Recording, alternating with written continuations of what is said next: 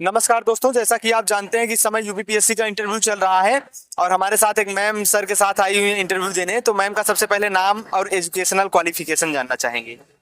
Sir मेरा नाम प्रियंका देवी है और मेरा जो एजुकेशनल क्वालिफिकेशन है वो बीटेक इन कंप्यूटर साइंस है। कंप्यूटर साइंस से बीटेक है। तो मैम उसके बाद ये बीटेक कब हुआ था, उसके बाद आप अभी क्या कर रही हैं?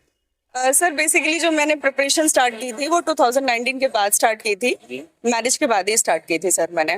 तो सर ये इसी क्रम में सर ये मेरा 4th मेंस था और तीसरा इंटरव्यू। मैम अभी आप वर्किंग हैं या फिर होम में करें? नहीं नहीं, मैं एकदम पूरा फुल फ्लेश प्रिपरेशन मोड में हूँ। मीडियम क्या था मैम आपका? मेरा जो मेंस का मीडियम था वो इंग्लिश था जी। मैम ये बताइए, इस प्रिपरेशन में फैमिली का बहुत बड़ा रोल होता है, तो सर का किस प्रकार से रोल रहा, जो सर ने रोल प्ले किया जो आप यहाँ पर आज पहुंची हैं?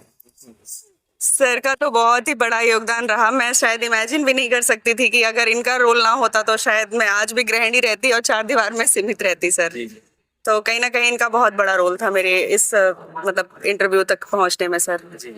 उन लड़कियों को क्या कहना चाहेंगी जिनकी शादी हो चुकी है, जो फिर से अपनी नई लाइफ शुरू करने के लिए, अपने आप को कुछ अचीव करने के लिए कुछ करना चाहती हैं, उनको किन किन बातों को ध्यान देना चाहिए मैम, और किस प्रकार की सपोर्टिव फैमिली होनी चाहिए?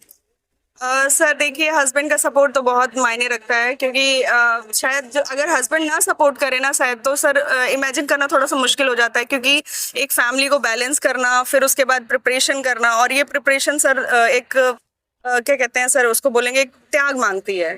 तो सर हाँ, कहीं ना कहीं ये मांगती है सर, तो वो कहीं ना कहीं तभी पॉसिबल हो पाएगा। जी सर। तो मैम ये बताइए, जैसे मान लीजिए अभी आपका किनका बोर्ड था, उसके बाद फिर आपका मीडियम क्या था यहाँ इंटरव्यू का?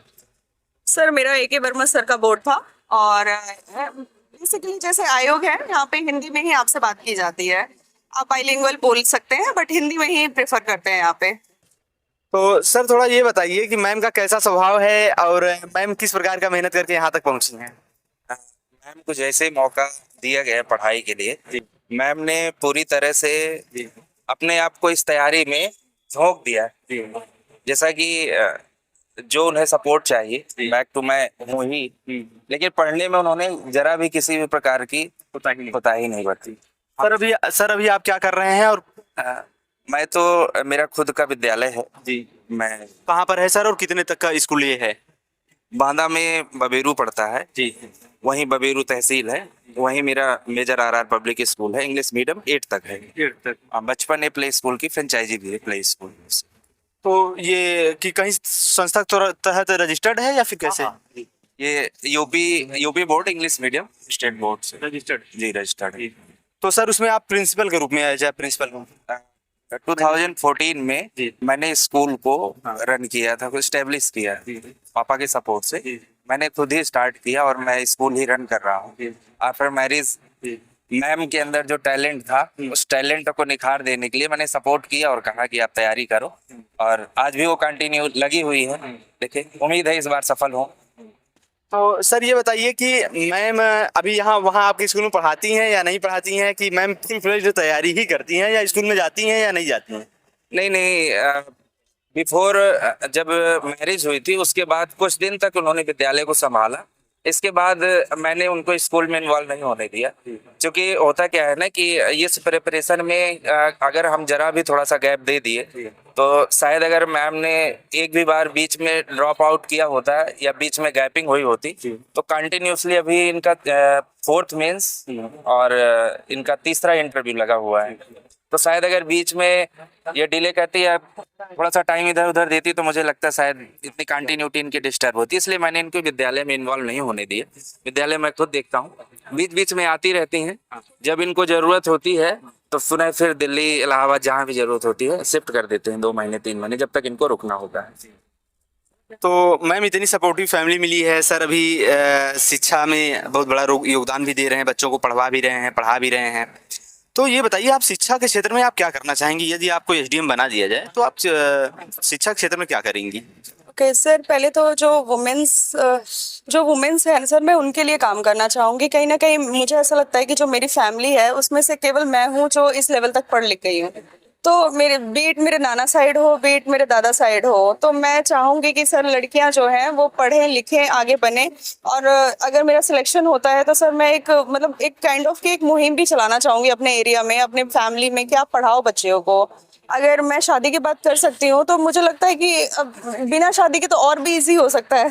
तो मुझे लगता है कि मैं ये सब करूंगी बाद में सर। अभी मैम घर पर ही रहकर आप पढ़ाई कर रहे हैं या फिर कहीं रहते हैं? सर मेरा ऑल्टरनेटिव चलता रहता है, जैसे ही मेंस लगता है जैसे इंटरव्यू लगता है तो सर मैं कुछ टाइम पीरियड के लिए जैसे मैं चली जाती हूँ बाहर। अभी फिलहाल तो मैं मुखर्जी नगर में हूँ।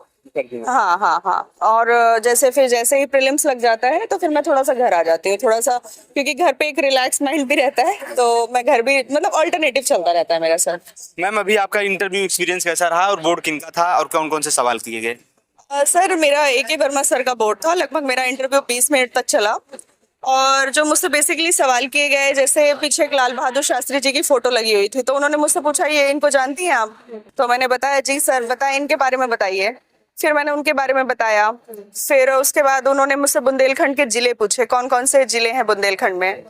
और आप बुंदेलखंड के रहने वाले हैं? हाँ जी सर। एक्चुअली मेरे एग्जाम्पल में एक बुंदेलखंड का नाम आ गया था, तो उन्होंने फिर इसीलिए मुझसे पूछा कि बुंदेलखंड के जिले बताइए आप। तो सर पीछे अभी आप बांदा बता रहे थे। तो बांदा बुंदेलखंड में ही है। अच्छा, बुंदेलखंड में डिवीजन है ना? एक्चुअली 7 डिस्ट्रिक्ट्स आते हैं, तो 7 डिस्ट्रिक्ट्स में बांदा भी है। वो डिवीजन है, बुंदेलखंड डिवीजन है ना सर? नहीं डिवीजन नहीं है, एक एरिया बोल सकते हैं आप। उत्तर प्रदेश में जैसे एक पश्चिमांचल है, पूर्वांचल है, बुंदेलखंड है, तो ऐसे बुंदेलखंड है सर। तो सही है। पूछा। और एग्रीकल्चर में क्या इश्यूज हैं, कैसे आय को दोगुनी किया जाए, और वुमेन्स जैसे हैं तो वुमेन से रिलेटेड भी 1-2 क्वेश्चन थे। और एक सिचुएशन बेस ये था कि बाय चांस आपने कोई ऐसी बात अपने डिपार्टमेंट में रिवील कर दी जिसे आपको रिवील नहीं करना चाहिए था, बट आपने रिवील कर दी, अब इसके बाद आप क्या करेंगे, तो मतलब आपका क्या स्टेप होगा, ये था। और हाँ, एक ये भी था कि जैसे बच्चे स्कूल नहीं जा रहे हैं तो आप ऐसी क्या सुविधाएं या ऐसा क्या करेंगे कि बच्चों का जो एनरोलमेंट है वो बढ़े। और हाँ, एक और ये था कि आप जब सक्सेस हो जाएंगी, आपको जैसे जो भी पद आपको चाहिए आपको मिल जाता है, उसके बाद आप क्या करेंगे। और सर बस यही मुझे अभी याद आ रहा है। सर जैसा कि अभी आप स्कूल में पढ़ा भी रहे हैं, उसके बाद फिर इतना अच्छा योगदान दे रहे हैं, तो सर ये बताइए कि जो एजुकेशन का जो व्यवसायीकरण हो रहा है, कमर्शियलाइजेशन ऑफ एजुकेशन हो रहा है सर, इसको कैसे रोका जा सकता है? या इतनी महंगी फीसें जो फैमिलीज अफोर्ड नहीं कर पाती हैं, उसको कैसे रोका जा सकता है सर? देखिए, गवर्नमेंट भी आजकल जो भी अपने प्राइवेट संस्थाएं हैं, राइट टू एजुकेशन एक्ट के तहत, RTE के तहत जो भी कितने भी महंगे विद्यालय हों, उन सब में गवर्नमेंट दाखिला दिला रही है उन बच्चों के लिए। जैसे मेरे ही विद्यालय में मेरी फर्स्ट क्लास में जितने भी बच्चे, उनका 25% स्टूडेंट RTE के तहत पढ़ रहे हैं। तो हालांकि गवर्नमेंट अपने तरीके से प्राइवेट शिक्षण संस्थानों में उन गरीब बच्चों के लिए भी प्रयासरत है कि ये बच्चे भी महंगे विद्यालयों में पढ़ पाएं। गवर्नमेंट के अतिरिक्त आप क्या कर रहे हैं सर? हम आपके टूवर्ड्स जानना चाहेंगे। हम लोग भी, जैसे कि मेरे यहाँ भी बहुत से ऐसे बच्चे हैं विद्यालय में जो मुझे लगता है इनकी फाइनेंशियल स्थिति ठीक नहीं है। मेरे यहाँ भी 15% लगभग 10 to 15 मैं ऐसे एडमिशन करके रखा हूँ अपने विद्यालय में, जो मुझे लगता है कि नहीं, ये नीडी है, गाँव वाला बच्चा। और इसके बावजूद भी मैं अपने गांव में भी अभी लास्ट 26 जनवरी को एक बच्चा है मेरे यहाँ, फाइनेंशियल स्थिति उसकी काफी वीक है, बट पढ़ने में बहुत टैलेंटेड है। उस बच्चे की सारी जिम्मेदारी मैंने ली और अपने पूरे गांव के सामने मैंने इस चीज को कहा कि इस बच्चे को यदि कहीं बाहर भी जाना है, वो तैयारी करे, करना चाहे, मैं जो भी इसका खर्च है पूरा एफर्ट करूंगा। ये बच्चा जाए बाहर मेहनत करे, मैं पूरा एफर्ट करूंगा उसका जो भी खर्चा है।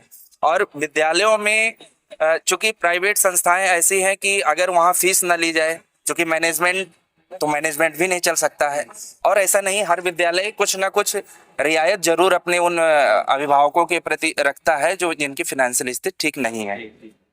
तो सर आप इतना अच्छा कार्य कर रहे हैं, इसके लिए बहुत बहुत धन्यवाद सर। ताकि जो नीडी पुअर बच्चे हैं उनकी सेफ्टीज एंड उनका एजुकेशन इंश्योर कर रहे हैं आप, उसके लिए आपको बहुत बहुत धन्यवाद। मैम आपसे ये जानना चाहेंगे कि सर इतना अच्छा कार्य कर रहे हैं, अगर आप SDM बन जाती हैं तो आप भी ऐसा कार्य करना चाहेंगी?